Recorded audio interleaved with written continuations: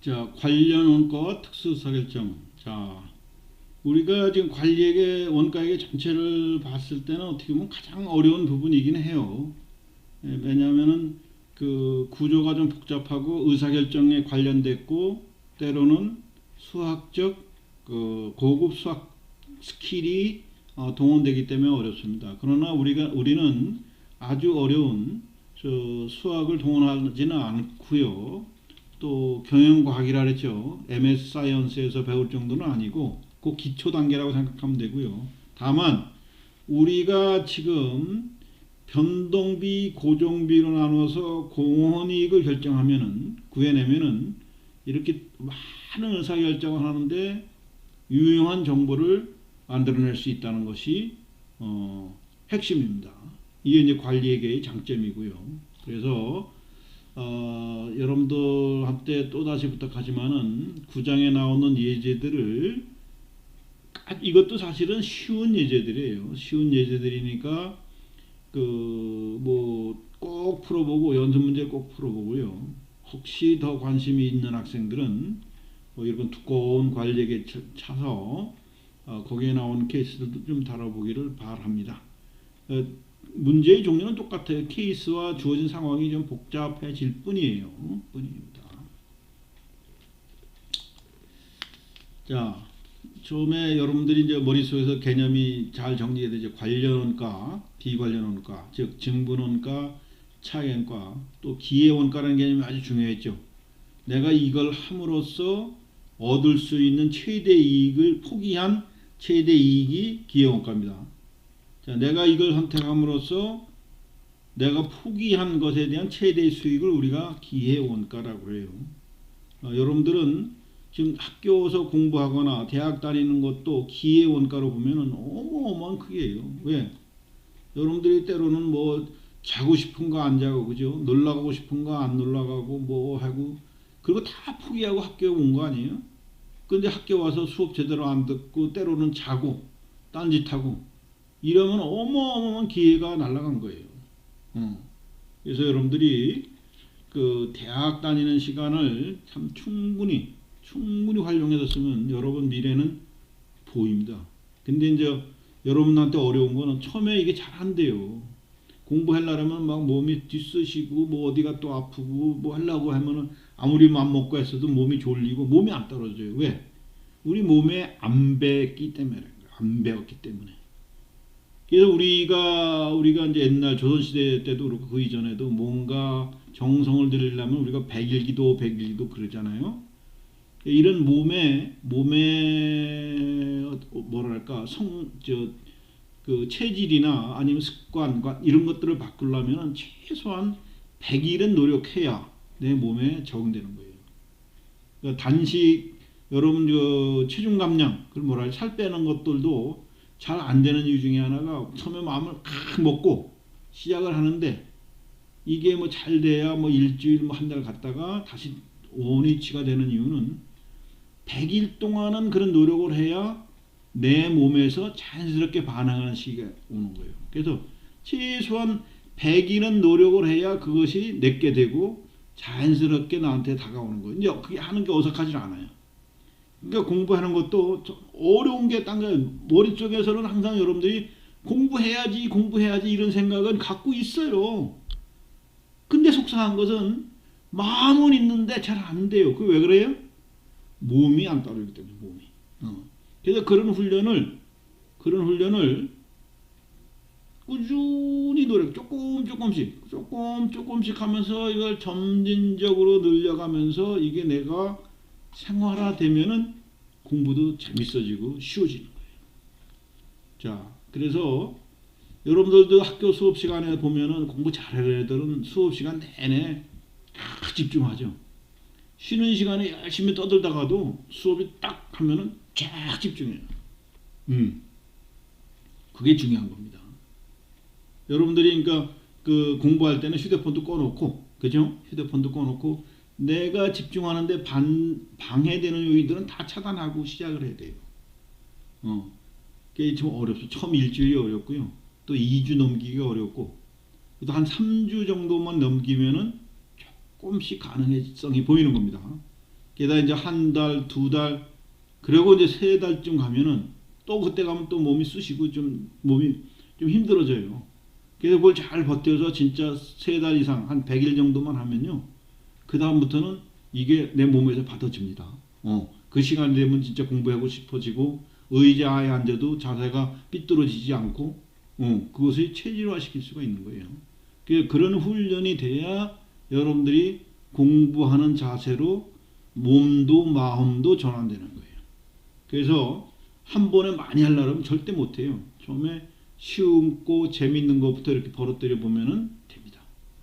여러분들이 중학교 때나 아니면 고등학교 때 해온 영어들이 어려워요. 그때 점수가 잘 안 좋은 학생들도요. 이게 신기하게 그 이후로 내가 영어 공부를 더 열심히 한 것도 아닌데 지금 다시 뒤다 보면요. 의외로 번역도 잘 되고 이해도 잘 돼요. 그러니까 여러분들 혹시 이제 영어 공부가 좀 잘 안 된 학생들은 중학교 때 영어책을 사놓고 그걸 보고 읽으면요. 빨리빨리 이해가 돼요.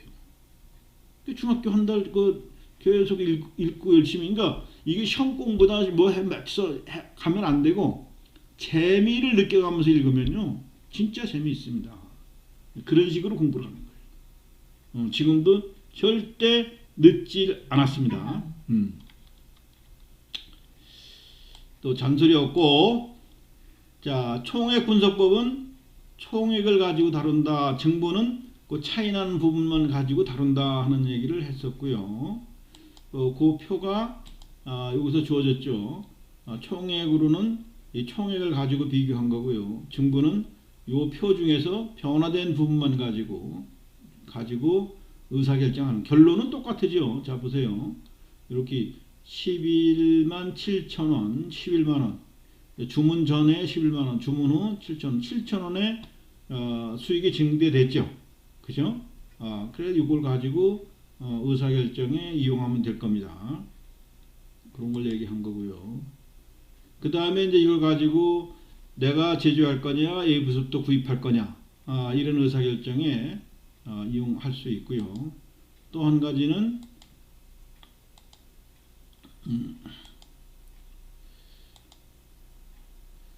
자, 또 그 조건에 있어서 그 외부 구입하게 된다면 내부에서 쓰지 않는 유유설비를 만약에 빌려줄 수 있다면, 임대가 그겁니다. 빌려주는 거고요. 임차가 빌리는 겁니다.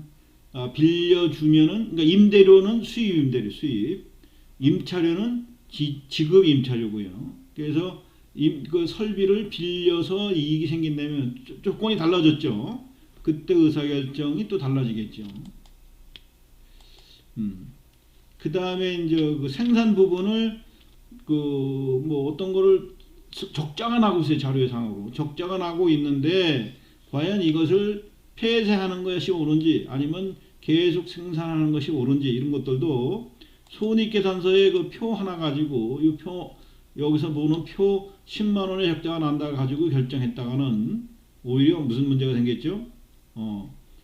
그냥 하고 있으면은 40만 원의 영업이익이 생겼는데 이걸 폐쇄하면은 꼭 50만 원의 이익이 생길 것 같지만은 실질적으로는 고정비 부분이 있었기 때문에 폐쇄도 고정비 부분을 줄일 수가 없어서 결과적으로는 더 손해를 볼 수 있다.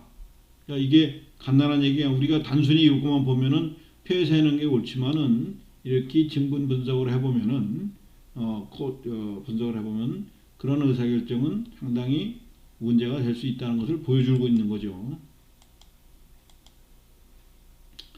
그 다음에 이제 그 추가 주문이나 특별 주문이 있을 때 왔을 때 이것을 받을 것이냐 안 받을 것이냐 하는 것에 있어서 이것도 아주 중요한 정보를 제공하고 있죠. 그죠? 이것도 뭐 증분 수익이나 증분 원가를 가지고 계산하는 것은 별로 어렵지가 않았습니다.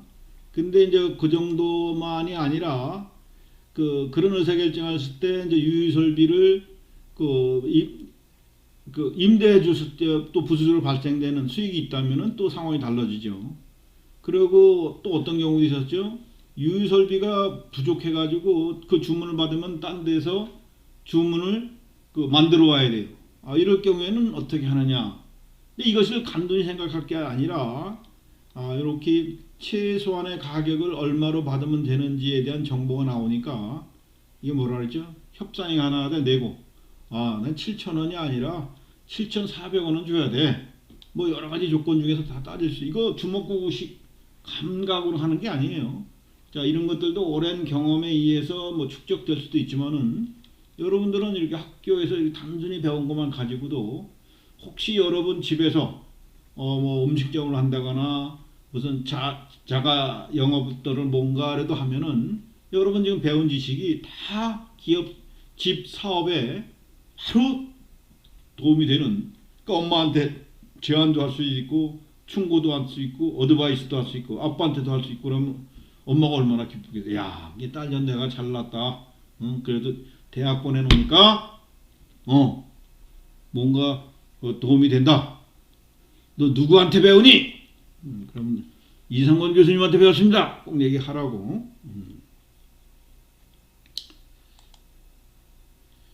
자, 그 다음에 또 부족한 수량을 외부에서 구입하거나 또 일부 시장에서 구입하거나 할 때도 어떻게 쓴다는 것이 또 다 나왔었어요. 그리고 제한된 자원이 두 가지 이상인 경우에는 그 제약 조건을 해결하는 데 있어서 리니어 프로그래밍에 의해서 해결을 한다.